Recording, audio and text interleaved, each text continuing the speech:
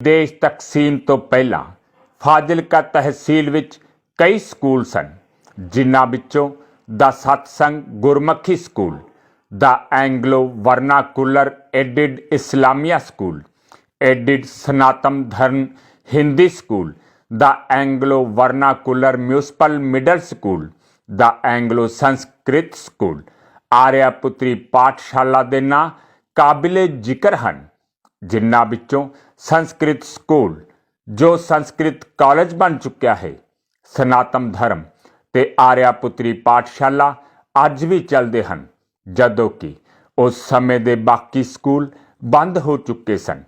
पर इन्हां विचों एक इहो जिहा स्कूल भी है जो पाकिस्तान विच मुंतकिल हो चुकिया है।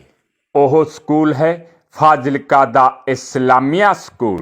फाजिलका दे इस्लामिया स्कूल दीआं यादां नूं ताज़ा रखण लई फाजिलका वासियां वल्लों इस्लामिया स्कूल वाली जगह दे नाल नाल एक गली नूं इस्लामिया स्कूल वाली गली दा नां दिता गया है।